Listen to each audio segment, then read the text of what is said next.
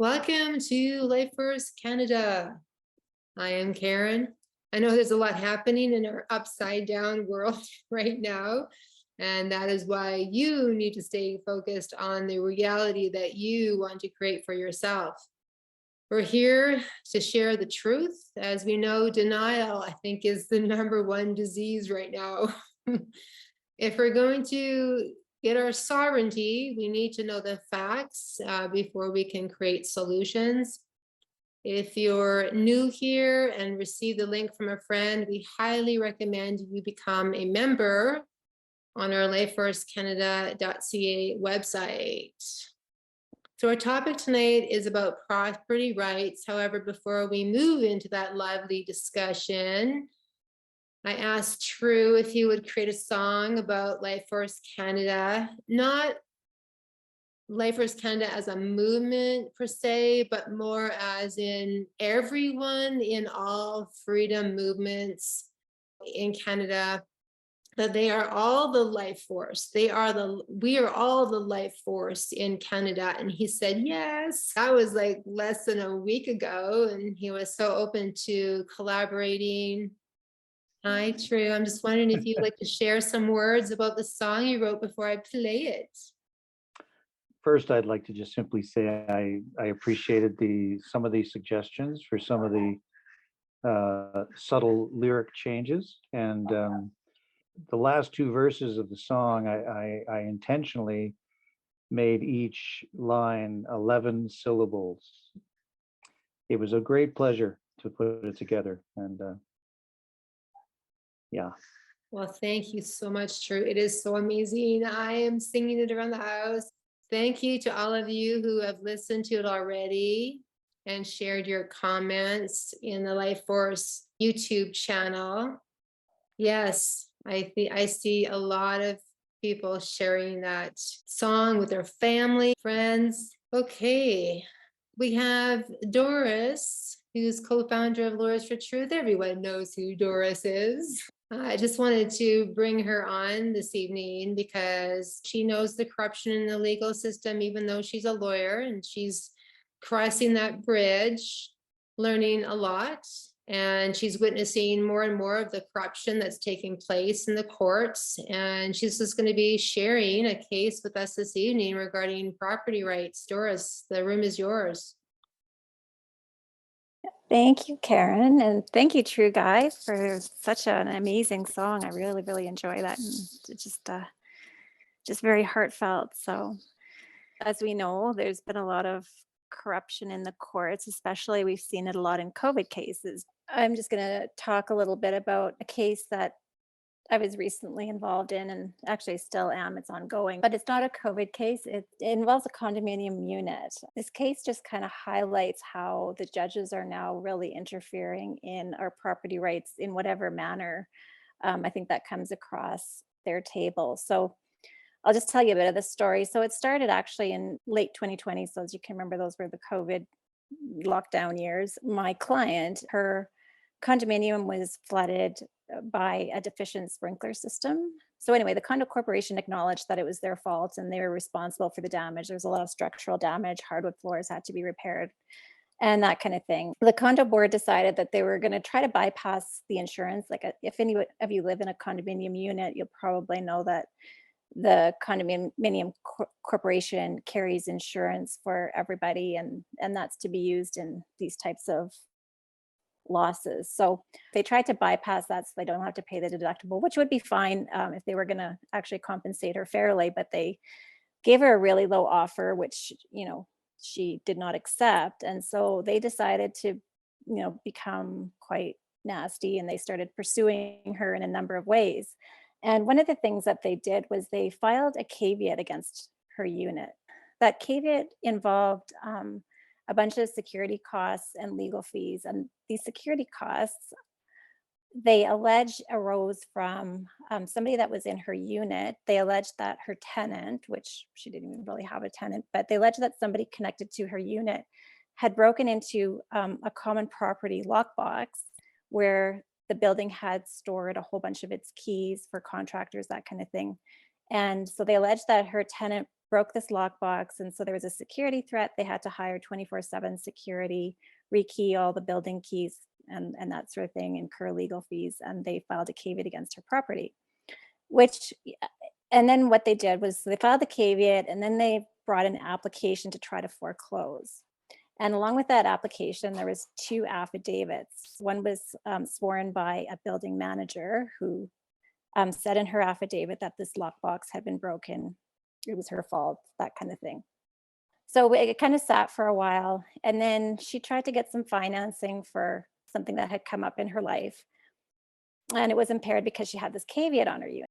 She's like, okay, we need to get the caveat off. So I made an application to get the caveat removed, which should be a very simple thing. So in all my years of practice, like we would never file a caveat unless you have proof where there's been a judgment that these expenses are valid. So in condominium corporations, you can only file a caveat without going through all the hoops if it's for the monthly condominium fees. But this is separate. This is expenses that they've alleged were incurred. So lo and behold, I filed this application. It should be very simple.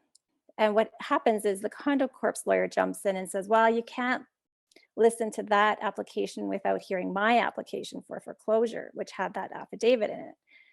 And so the judge agreed with the condo corp's lawyer, which meant that we had to go through a whole bunch of procedural stuff, including cross-examinations on the affidavits, which was really quite lengthy and expensive, put it that way. We had like walkouts and all that kind of thing. So anyway, we go through the process, and what actually comes through in the course of these cross-examinations is that the building manager had lied about a broken lockbox. Like she admits on the transcript that there was no broken lockbox, which means that all these expenses weren't, necessary and certainly not attributable to my client.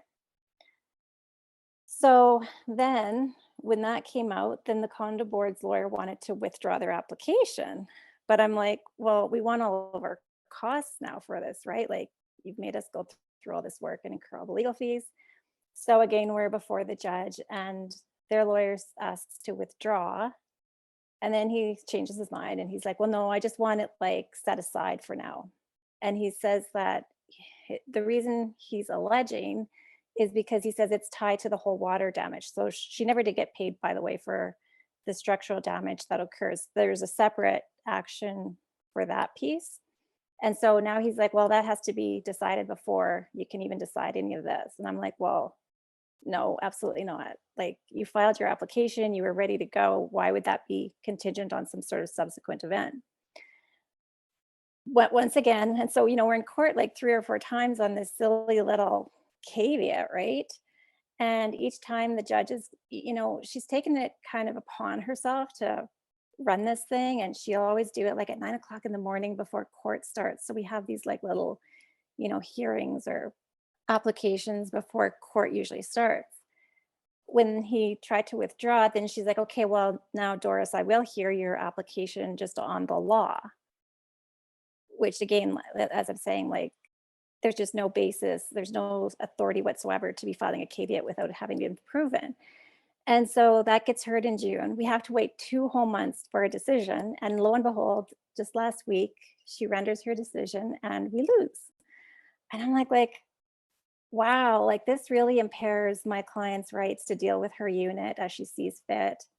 And just sort of the maneuvering of the procedural that I saw the judge doing, I was like, the ramifications of this are like, it's going to create massive chaos in these condo corporations. Because now essentially the board can make up any story they want about an owner, slap a caveat on their title, and it just makes things really difficult for the owner to navigate that. So, it's just kind of more another example of how the courts are inverting the law.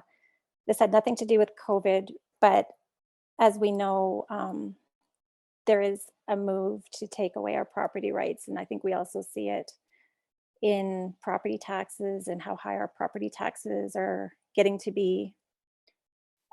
So that lends itself, like if you can't pay your property taxes, you'll have like a lien on your property, whether you're in a condo or a house or whatever. So just kind of seeing all of these things out there, just really concerning. And the other thing about it is I did highlight the false affidavit to the judge, and she just completely glossed over it, didn't want to hear anything about it. And that's a thing that historically, I mean, the court should be outraged. Like if somebody's lying in court, they should be like stepping in and reprimanding, or it's called contempt of court.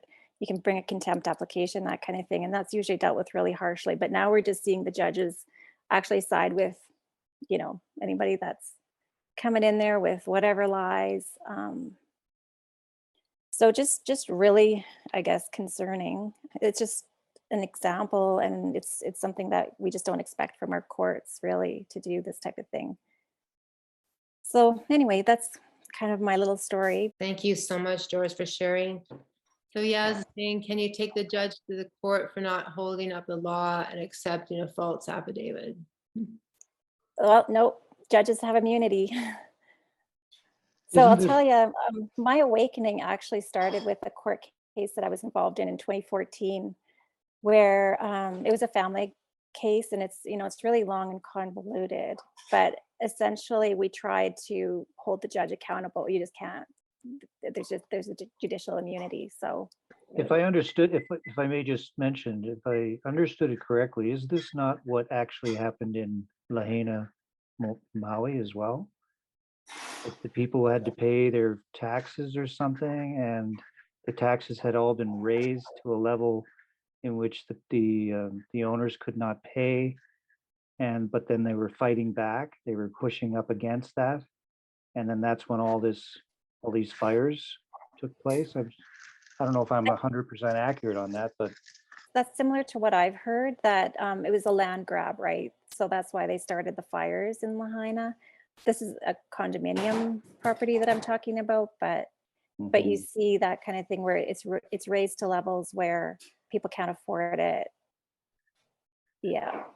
And just so you know, like the legal fees on this, like the other side, the condo court, they're close to about $30,000. So it started with like a $5,000 caveat. They're just charging those all back to her and alleging that, these are all caveatable expenses. So like these costs can rise to levels that you just can't afford it, or it eats up all the equity in your home. Thank you, True. Thank you, Doris. Barbara, go ahead. Hi, everyone. Thank you for the presentation. That Lahaina thing, I was watching a documentary about it, and they were saying that what happened was these corporations, about just a month or two ago before this happened, they pushed for I don't know if it was the municipal or the state government or whoever, I think it was municipal, to make a thing where the only way the people could be removed from the land is if there was a natural disaster. And that was actually approved like 1 month or so before that whole thing happened. FYI. Thank you, Barbara. There's so much happening right now that we know that this is all about the agenda moving forward, taking away everything that we have and own, etc. And it's really important to have these conversations. So I'm glad Doris is here sharing about this. The other point to it is the condo corporation has a pool of money that they can access. So when they hire their lawyer and they pay their lawyer, they've got funds in their operating account and in their reserve fund. Not that they should properly be used for that, but certainly have the ability to access it. And then you've got your individual owner who's dipped into their personal savings if they have it. And essentially it's just so costly to run, right? I always like to look at the condominium corporation as just a mini sort of like government, right? You've got your little community, and I guess if the people could be, sovereign and know what's right and that kind of thing, you could probably have a very well functioning little community. But in my experience, I lived in a condo myself for many years and was actually on a condo board. And I just found that like it was really hard to get the owners involved. Like when the board was doing something that was untoward or not in everybody's best interest, it was really hard to get the owners involved. If it didn't affect them, they just, wouldn't do that. And I just think it really mirrors what we kind of see in society now. Exactly, Doris. Yaz is asking, why do you think the judge sided with the condo corporation? Well, and just to be clear too, like it is still ongoing because we do now have the opportunity to deal with the other side's application, except that the judge is trying to get a stay of that. Like she wanted me to consent to a stay of their application, but I'm like, well, we've gone through all the work and can now prove that they don't even have the facts to support their claim. She was actually quite upset with me. So anyways, now we have another application that's going forward in October just to deal with that piece. But why do I think that she sided with the condo corp? I think it's to create the chaos in these small communities, and especially with all the new condos that are coming up, and we're going to have like a ton of these very close knit communities, and you have these rogue condo boards. And so I think that the judges are giving them the power to essentially oppress the individual, just kind of like when something like masking was enforced or the vaccines, right? You had your store owner essentially oppressing the customer. So I think this is just kind of along that theme. Thank you, Doris. Absolutely. Laura Jane, did you have a question or comment about what Doris is sharing, or? Was just going to say, is there any process for appeal to have another judge? Well, there is, and funny you should say that because I think she is going to appeal, but it's a systemic problem, right? Right, yeah. So, I mean, she may win on appeal. Like the courts, every once in a while you do get a little win here and there, but I think overall they've got an agenda, right? Right, yeah. And the little wins are really to keep us believing in the system. Yes, exactly, Yeah. Doris. Well, hopefully that will go through. Thank you for sharing.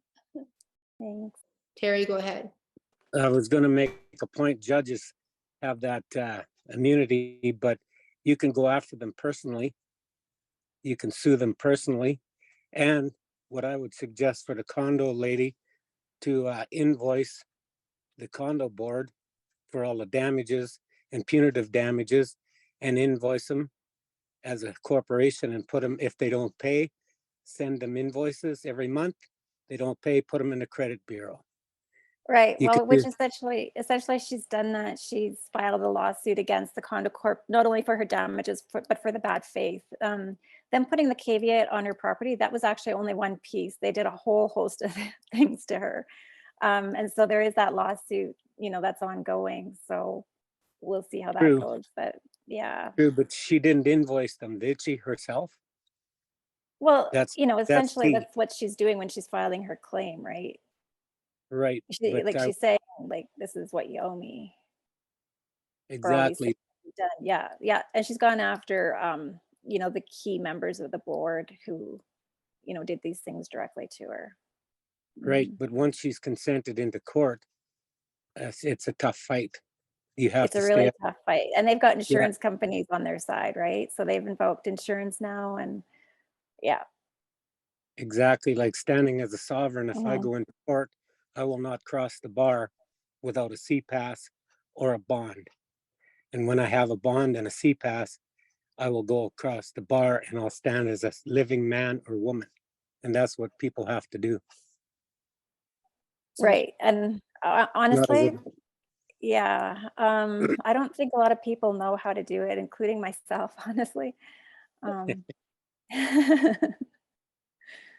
so I'm yeah, learning. I've done some of yeah, it.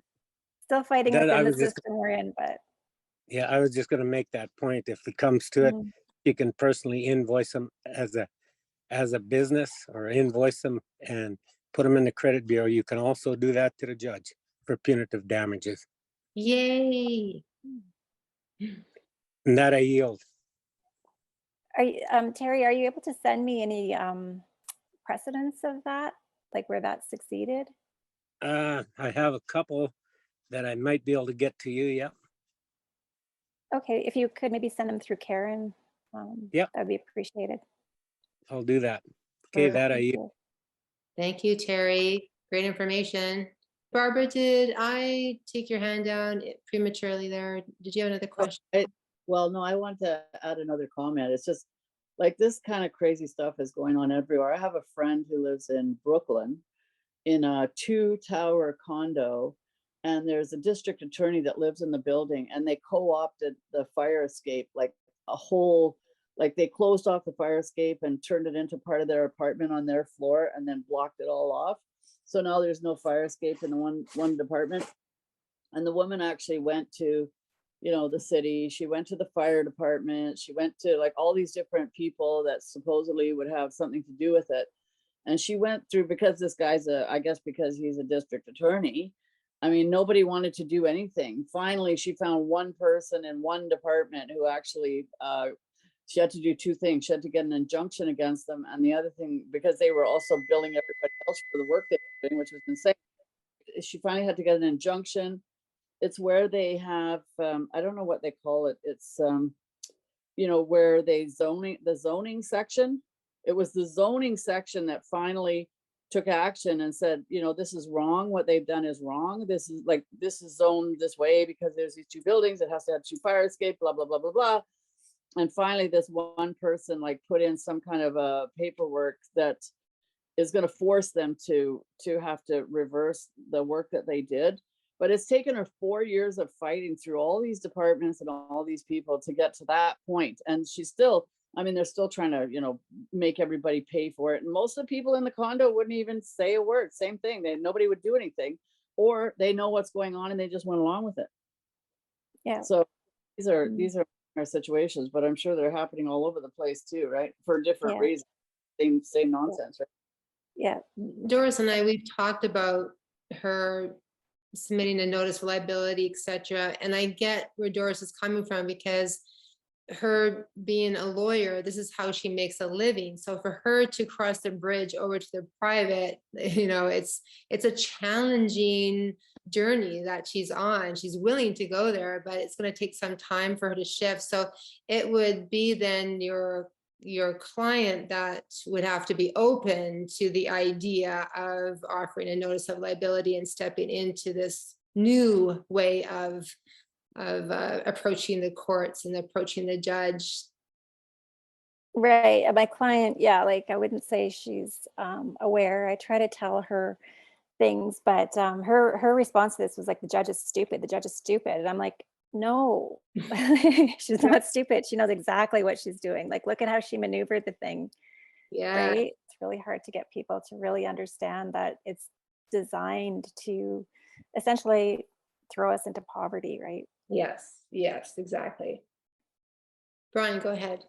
Thank you, Barbara. Yes, designed to throw us in poverty. And that's kind of what I put in chat here. The judge protects the corporation and attacks the people to bankrupt the people to fit the agenda for the Great Reset. Yeah, 100%. So that they can come with some solution to save us all, that we will own nothing and we'll eat bugs. Yeah. It was just one little comment I wanted to make. You were talking about property tax. My house, it was built in 1930, and I get a property assessment every year, and the assessment is far beyond what we paid for the house. And a house built in 1930, I've made this argument with their assessment board, but they won't listen. They said somebody else had a house like mine and it sold for this much, so that's how much your house is assessed at. I said, how can you tell me that one house in 1930 is the same value as another house? It's almost 100 years old. One house is going to be built different and deteriorate more different. One could be renovated, one could be upgraded. How can you say that they're both of equal value? And they're saying, well, this is how we do it. If one other house like yours sold for this much money, that's what your property is assessed at. After it's almost 100 years old, that can't even be valid. Yeah. But they've corrupted everything, because they used to do it based on what you pay for your house, but now they say what the current value is what other people are selling their home for. That is like yours. Yeah, there's so much nonsense in the determination of those property values. Corinne, I was in Cochrane was showing me her property assessment, and they had all kinds of things like some kind of markup, like, yeah, it's terminology you've never even heard before, right? And there's just no way to even make any sense out of how they're coming up with these values. I would be real comfortable if I had you on my side. Just wanted to share that, and I wish you all the best, Doris. Thank you, Brian. Thank you, Brian.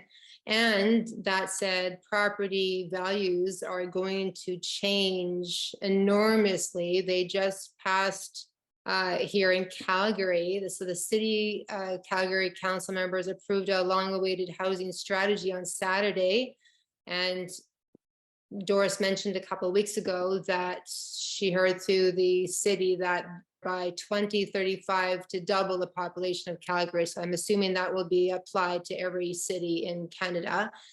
And so now they have created a blanket upzoning, and it passed on Saturday. And this is a plan to reduce all the red tape through this blanket rezoning of residential districts to allow for any and all housing types, for them to build any and all housing types. They say it reflects the commitment of administration and council to improve the quality of life for residents by building a stronger, more resilient Calgary. But what this means is that if you have a home that's a $700,000 home, that your next door neighbor now can tear down their house and build low-income housing units right beside you. They can build any height of building they want. They can build any quality they want. They can do row houses. They can do condominiums. And the uproar in Calgary was so intense. It took 3 days. They didn't care what any of the Calgarians were saying who were against it. They just passed it and have now said that there's going to be a one-time cost of $57 million, followed by another $27 million in annual costs. So yeah, your neighbor can put up any type of building they want right beside your beautiful home. Doesn't matter what it is now. It's crazy. Secret Mo's. It's nice discussion going here. And just just to introduce myself, I've been involved with the legal issues for about 30 years, and I'm not a lawyer. Not a lawyer, and I don't lie. Neither of them. So with Doris, I had a couple of questions. Do you agree that the judges and in general lawyers are members of the Foreign Association? Members of the bar. Bar is a British registry. Yes, exactly. So they are not Canadian. They're working at the foreign. The Yes. other thing that is really interesting for me is loyalty of the judges and the lawyer is to the system rather than the client. And I have evidence for that. Well, the judges, I think for sure. No, the lawyers also, because they have an order there. So, on the if it comes to the choosing between your client and the system, you have to side with the system. If you wish, I can send you a copy of that document. So you can see it. I'm not saying anything lightly. I'm just raising this so you become aware of, and hopefully helps you and your client. Right. Yeah. So To an extent, like we have to, yeah, we've got to follow certain rules, whereas self-represented people don't have to, right? Like we are, yeah, subject to the rules of the bar, I guess. Apart from the bars, as I said, I have actually the document and I used it because I was in court and the judge ordered me, he says, Mr. Malik, I order you to go get the lawyer. Well, because I didn't have a lawyer. So since it's a court order, if I wouldn't follow the order, I could easily be charged with the contempt of court. Right. So I did go to two lawyers that they gave me a little bit of free time, prepared my case, and asked them if they see any option for me, if they see any potential. If they say no, I say, okay, thanks, bye. If they say yes, then I put in front of them a contract to sign that they might protect, my protection is above and beyond any other thing they have. They couldn't sign it. None of them. And one of them actually shared with me the document I have. But here, you cannot do that. So, in fact, you cannot do it because apart from using potentially your license and your livelihood, even if you decide to go there, they have that option to stop you. One of the things that I truly benefited from using the contractual obligation, creating a contract between myself and whoever is the opponent, and hold them accountable to perform according to the contract. That has been very, very successful. I truly believe, at least in my experience, trying to use contractual obligation, contract laws, it could be much better success or much more easier to achieve success. I'm kind of raising this with you so you know. In one occasion, we physically tried to arrest the judge in his own court, and he took off in New Brunswick. But they were foreclosing on the farmers and the fishermen to take the land and the fishing licenses for the big corporation. We put a little bit of stop there for a little while, but it is a tough fight. It is not an easy fight. So who was trying to arrest the judge? The accused. How did that go? The judge took off. We ordered, because under the civil arrest, we ordered the accused ordered the RCMP people, officers, to arrest the judge under a specific section, and they had no option, and they were not moving. And other people that we had in the court put those guys on the spot. Say, if you don't perform your duty, we will put you under arrest. Right, because we're the sovereigns and we are the ones that bring the law. Rather than raising all those words, sovereign or not, these are their own laws. Mm-hmm. Civil arrest is part of the criminal code. Okay, one of the things I will raise here, since you raised the word sovereign, the moment you start using sovereign or any word like that, then you become one of those, Your Honor, this is one of those free man on the land kind of thing. Oh yeah, we wouldn't use that in a courtroom, but I'm just saying here, everybody knows what sovereign is. Okay. So, and I'm trying to return the table, their own table on them. Yes, exactly. Okay. That's I truly believe is the way to go. yes. And the way I do it, because if they are telling us something to do or not to do, that is based on what? Your agreement, because you are a citizen, you are a Person, exactly. Yeah. So there is a contract. That contract is social contract, or you call it the constitution, whatever you want to call it, I don't care. And those officers or whoever is doing whatever they're doing is based on the position they occupy within that system that is you have the contract with called government. Okay. Now, since there is a contract, if they step out of their jurisdiction, out of their box, now they are not performing in accordance to the contract. So that is considered an offer. You can accept counter offer and or reject the offer. Rejection is always bad because then you are kind of in the negative side. I always accept the offer on the condition that they can prove their claim. And I have a system of issuing qualified payment. When, for example, if the court order comes, or in this case that the condo, they say you owe us so much money because of this, I would issue them a conditional payment, qualified payment. By them cashing it, they agree to that contract with all those terms and conditions, and that becomes binding because they have agreed to. The only thing is the wording has to be absolutely perfect. Yes. The strategy must be really fair and lawful, not legal, Yes. lawful. Outside of their jurisdiction. So this is what Doris is on the path to learning as well.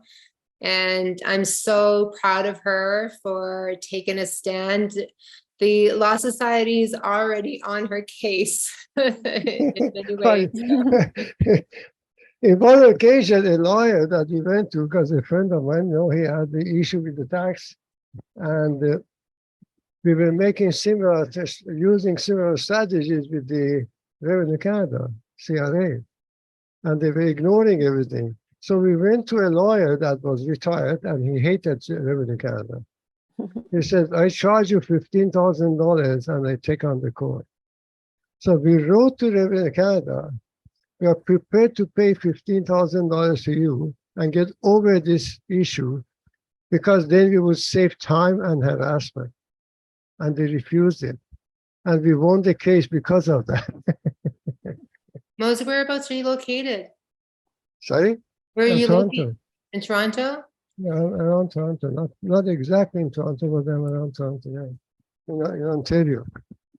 No, what I raised is, I truly believe if we all learn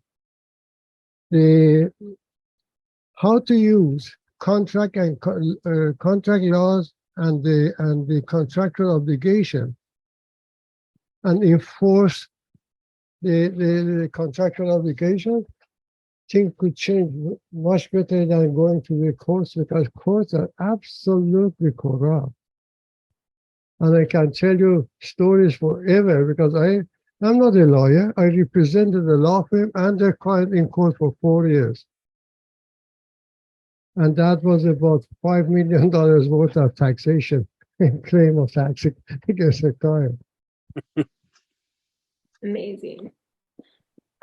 Moses, I'm gonna, Doris, is it okay if I send him your email address? Sure. And I just wanted to make a point too, in that, we're still using the land registration system, right? Like if you own a home, whether it's a condo or a house or whatever, you've got a title to your property. And I know there's a concept of allodial title, and I don't know a ton about it, but the thing is, when, somebody places a caveat or a lien on your title, like, I don't know where else you go other than to the court. So yes, as corrupt as they are, I don't know another avenue on how to deal with it. The way I look at it is this: if your adversary agrees with you and goes back to the court and say, we remove our claim, what happens? I'm sorry, I couldn't understand that. If your adversary agrees with Yeah. you and informs the court that they are happy and everything is settled, however you do it. Oh, right. Well, then absolutely, you're out of you don't need to go to court then. When you put them in a done deal situation, in a nutshell, that they cannot move, they will agree with you. The issue is this: the strategy has to be absolutely perfect and follow to the teeth to the rules of the contract, rather than court system, because court, as we know, is corrupt. They're not going to do anything. So they become individually liable. And we have, again, I'm saying this, I'm going to say it so you guys really kind of start knowing me a little bit more. We sued the Bank of America for $90 billion, and that affected the value of their shares. Yay. They were panicking because we informed all the banking system, the insurance, and some other entities.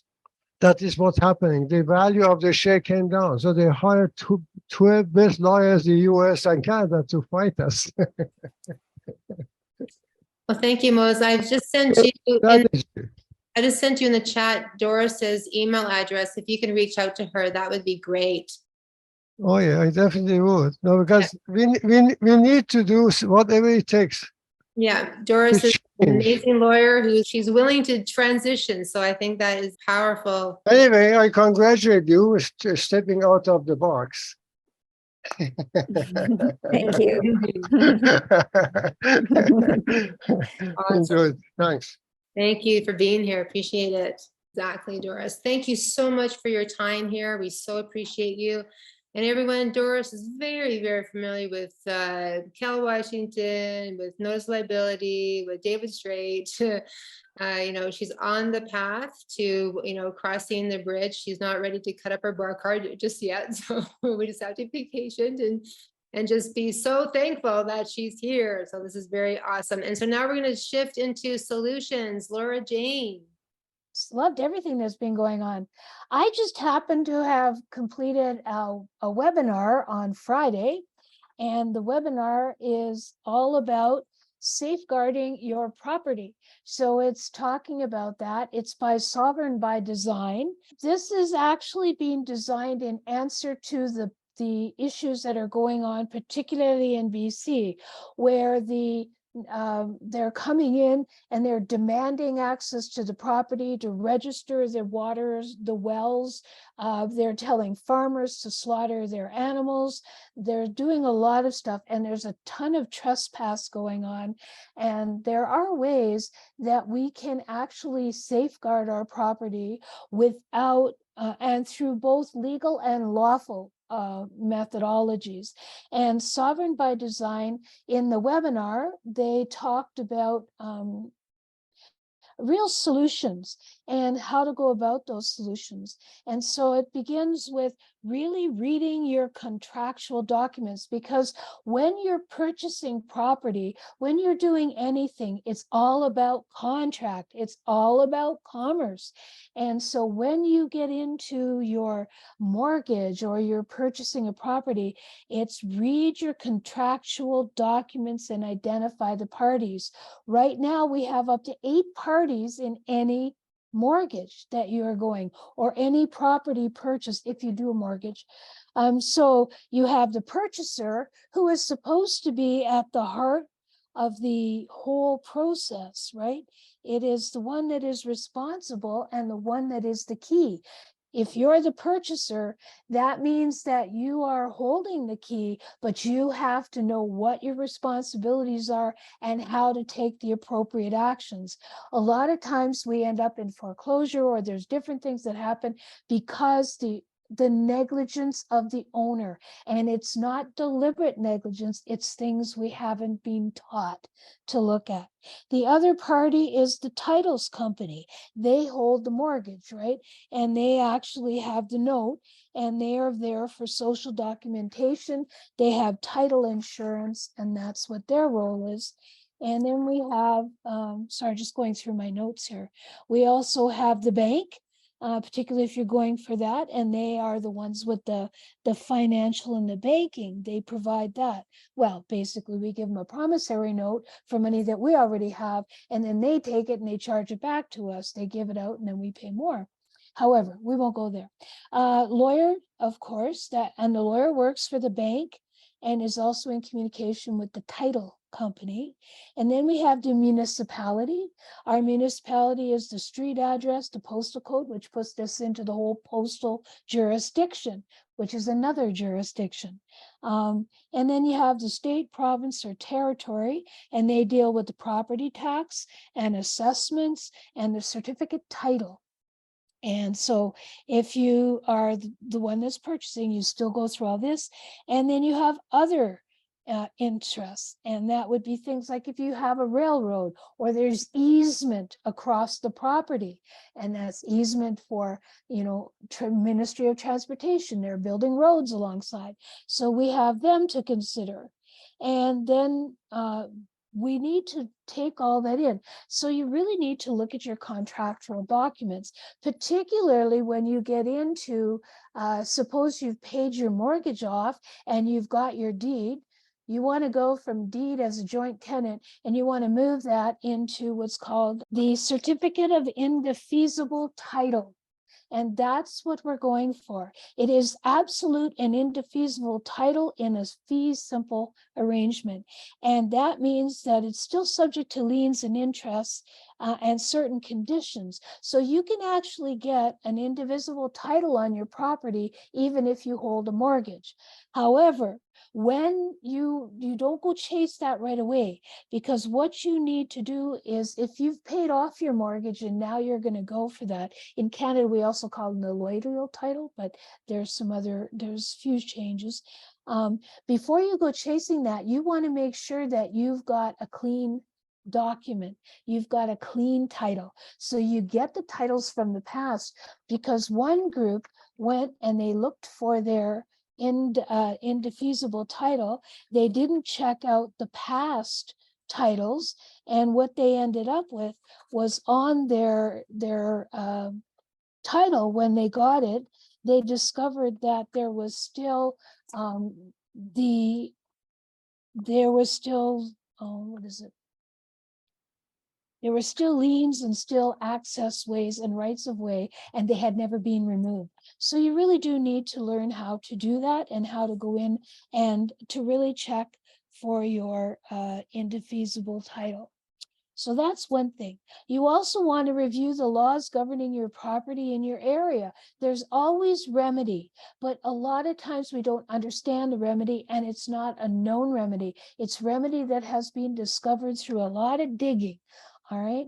And then the other part that we want to do is revoke power of attorney and establish you as power of attorney over your property. Because what often happens is that the power of attorney lies with the title, or lies with the bank, or lies with something else. So you really want to go into, once you've got your property and you're searching your documents, you can revoke any other power of attorney and put yourself in charge of your own property.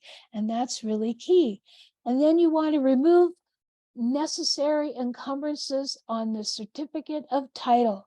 So that's your allodial, your indivisible, and what you ultimately want to end up with, which we can end up with, is the perfect title. That is where you are sovereign, and you have now negotiated any encroachments, you have looked at encumbrances, and you are dealing with it.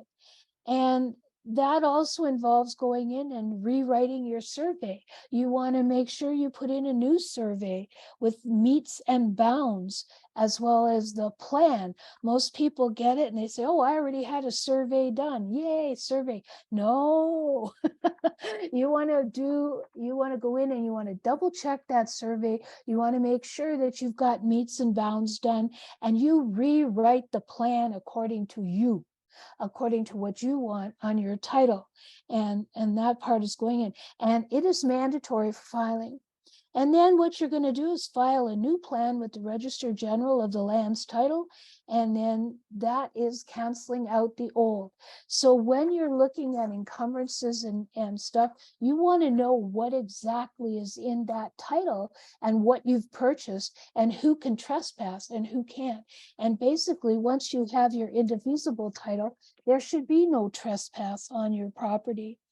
And we'll look at folks, and particularly we were looking at British Columbia, because this is where they're really doing major abuse. And they'll often quote a certain section of the Land Act and say, we have the right to come in and we have the right to inspect your property and all of that. And in fact, they're subject, anything with the indefeasible title, there is a subject that these folks are subject to, and they cannot come in without consent. All right, and they cannot do just willy-nilly changes. So there's a few things that they will go through, and they teach you a lot of this in this course. That and I just did the 2-hour webinar, but they are coming up with a 3-day course. Yeah, you get the surveys from the former owners. Oh yes, one found the survey from the former owner, and if they'd gone for the indivisible title, they would have been stuck with it. And listed on it was, the registered owner designates herein declares that he or she has entered into a covenant in favor of the Ministry of Transportation and Infrastructure. That's why you get your documents and you look at them, because you want to remove that covenant. You don't want that sitting on your property. And then there was also a registered owner was the Vancouver Island Health Authority. Hello, what are they doing on my title? All right. So it's important to know what and how to go about doing this if you truly want to claim it. And then under the authority to enter onto or into your property, they proudly quote in BC section 280 or Article 284, section 1, and they're saying we have the authority to come in no matter what. And in fact, the authority they can only enter an occupied private dwelling with occupant consent. All right. And the municipality, here's where you sort of say, oh, we're in a tenant, we're not an owner. The municipality is given an occupant 24 hours written notice. So this really reinforces to them that we're just a tenant, we're not truly owning. When you have an indivisible title, you are the owner of that property. And the thing is, they're offering. So one of the things in this is it's all about offers. Even when they're standing there, I loved it. They said, these are men and women dressed in costumes, and they're presenting a fact, and they truly believe they have the right to stomp all over. And in fact, they do not. It is contract, it is commerce. When they say, and they come to you and they say, we're coming in, you say, well, thank you for that offer. I do not consent, or I will let you in when you prove to me the value or what authority you're coming into. So again, do not be swayed when these guys show up with their uniform and stuff. It's really about, all they're doing is representing commerce, and they are strictly in a contract. And you, as the owner of that property, should be the one in charge of who comes into your property and who doesn't. So there's a lot that they teach, and the fellows that are teaching it are really top notch. It is Bernard and Mark, and I'm going to just quickly show you. They have a course coming up. It's part 2, and the workshop is the administrational processes. And so that's running for 3 days, 2 hours per day. It's running over 3 weeks. And it is lecture, workshop, and then ongoing support after that on how to safeguard your land and real estate property. And so it includes understanding home buyers' responsibility. It goes through the comprehensive lecture, talks about your duty of process, how you delve into all those parties I was talking about, and how you actually make sure that you are in the driver's seat. All right. And then the practical application workshop. So this is for anybody who either owns property or wants to purchase property. So you learn how to create your special surveys. They're called special surveys in BC because they're provincial, but there will be different forms of it. And a special survey is one where you actually are going in and you're requesting and having a special survey done so that you can access everything and you can rewrite and properly secure your land. You learn the terminologies that are there, and you learn how to connect the address and different plans. So it's quite a comprehensive program. It is Canadian, although it does apply some in the States and also Australia. We had folks from all different countries as part of it. And Canadians, it's really a good course. Sovereign by Design is a private member association. So when you go into it, you are actually going into a private members association, and you will be required to sign, autograph some paperwork in order for you to take it. So the live lecture and hands-on workshop, and they do record everything, and they will send you the recording. Just remember, you are not to share the recording the same way that I got my recording and I could not share it because it was done in the private. I can just tell you some of the stuff that they mentioned. So it's September 22nd, September 29th, and October 6th. Those are Fridays, and it runs from 5:30 to 7:30 Pacific Standard Time. All right, and it's $250 US, which is $340 Canadian. So if it is something, and particularly I would say this is something that would be of great interest to anyone with a farm or with that type of property that you want to look at. And what they do is they are showing you stuff that even, and no offense, Doris, but lawyers don't know, because they've dug very deeply into the contract and into the commerce component of property ownership. And so they are bringing up things that have been extremely successful in protecting property, and they have proven cases of it, all right, throughout Canada. So I just wanted to share that because when I find a workshop or I find a group that's offering something that's really a valuable and very solution focused, I like to share it. So thank you for the opportunity to share that, Karen. Yay, Laura Jane, this is exactly what we needed. Beautiful, I love it. Yeah, and it's all done legally and lawfully. So you're Mm. actually going through and you're doing it all within both jurisdictions. And in fact, what it deals with predominantly is equity law. And of course, equity law is moral law. So it's quite interesting what they do. Powerful. I was impressed. Yeah, thank you. I'm glad you connected with them. Excellent. Okay. Brian, go ahead. Yeah, I just wanted to share as Laura Jane was talking about our contracts, especially for a mortgage. I just bought this house about 3 years ago, and the contract that you're looking at is probably over an inch thick in paper and maybe less than 2 inches, but you're looking at a stack of paper that you're not getting proper due process. The lawyer basically is telling you, this is what this section means, and then sign, initial, initial, sign, initial. And you're going through these stacks of paper and you're signing and initialing, I don't know, 20 or 30 different documents, but you're never read anything. The stack of paper is mind-boggling. There's no way you could possibly understand that. I doubt the lawyer could possibly understand it in detail. It's like a book, like a phone book. This is all part of the contract that it's like, okay, read that contract. You're not going to read it before you sign it. You can't. Yeah. Possible. That I yield. Thank you so much, Brian. Laura, go ahead. It's going to be really quick. Is there a place like a list, Laura Jane, where we can go? John was just asking where we can do all the things that we have to do to get that, what you called a full property title? Like Yes. the checking of the liens and that whole list thing? Yeah, that's actually in the titles office, the land titles office. And so when you get that, that's where you would go. Yeah. Okay, perfect. So when we go down there and Thank you, ask- Lori. Kathy won her case in court. Yay. We want to hear about it.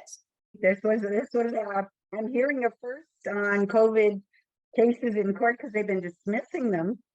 And they didn't get to me and dismissed me. And I was a little nervous because I didn't have representation, but I was blessed that Dale and Art showed up to kind of support me in court. So it ended up in traffic court, which is kind of crazy because it's a bylaw. And these were because I wouldn't do the vaccine passports or masking or put their signage on my doors at the cafe. So when I got to court, the prosecutor took me into the side office to discuss the fact that due to the Ingram case, they had to drop the one charge against me, which was to do with the vaccine passport, because under that legislation, it made it go away. So they were dropping that case against me.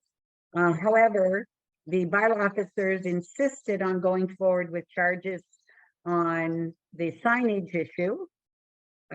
So they tried to make a deal with me in court and asked me to take a lesser fine, and I refused to.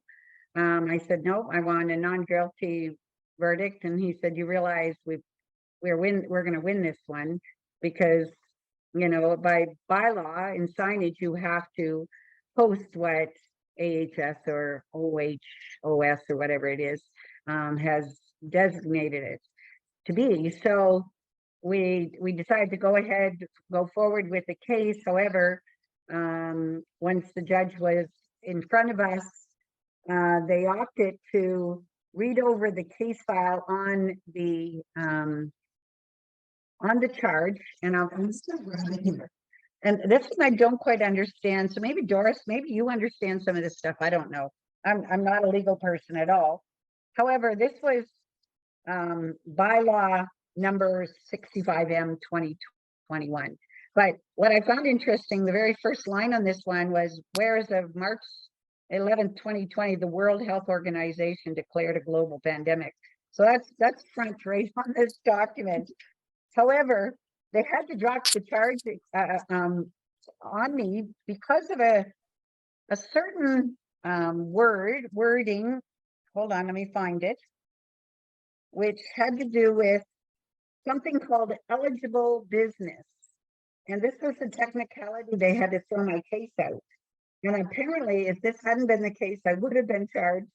And the reason I fought for this is because the city of Calgary, after 25 years, thought that they had something on me where they could take my lease away. And they didn't get this one either. So, sorry, I'm gloating a little bit. So this is something to do with eligibility, which means any business, entity, or location that is designated as, in quotations, in scope of the CMOH, Chief Medical Officer of Health, or any subsequent order by the Chief Medical Officer in respect to provincial restriction exemption programs. But it goes on to say, for the purpose of bylaw, an eligible business also includes a youth physical activity, youth performance activity, and youth recreational activity. So that was the technicality they threw my case out on. So I don't quite understand what that all meant, but it goes back again to the chief medical officers, the legislation that the win against them for their illegal activity on that one, because she gave the power to the government of Alberta, who then told her what to do. So she did something illegal that way, or made everything that was the government asked her to do became illegal because of that. Had it just come directly from her, all of this would still be in play, and we would all be looking at all these charges, and they would be, in fact, we'd be found guilty on these ones in the court of law. But the judge was not aware of any of this. And the reason this is a really good win, according to Adele and Art, who were with me, is because we set a precedent today by winning this case and going forward with this, because this is the first one that we know of that actually is in the court proceedings and now is documented. So we're hoping this is a good thing going forward. I know Arthur Pulowski had a win today too, and that was a beautiful thing. So we were all on the 18th, the Coots boys, myself, and our Pastor Arthur, who I feel like I was in very good company today. So I haven't heard anything on the Coots boys yet, but yeah, this was quite an interesting thing. So, and I'm glad I didn't take their plea bargain for a lesser fine, and that we went forward because it was thrown out. So yeah, Oh that was my a great day. gosh. Yeah. Yay. Yeah, right. Yeah, thank you. We're So all, yeah, it feels good. The pressure's off. Woo! yes, exactly. We're all Yeah, hugging you. at You can least probably this feel it. time. So we're gonna keep the energy high and keep doing this. Excellent. Love it. Love it. Yeah, thank you. I just want to remind everyone, can you please go to Life Force Canada YouTube channel and share True's song out to the world, to as many people as possible. It's such a powerful message, high vibe message, and it would just be so great to see the numbers increase. What a great call today. Thank you everyone for sharing your brilliance. Beautiful. Lots of love. Together we rise. Yeah. Thank you. Good night, everyone. Thank Thank you. you, everyone. Good Good night. night. Good night, everyone.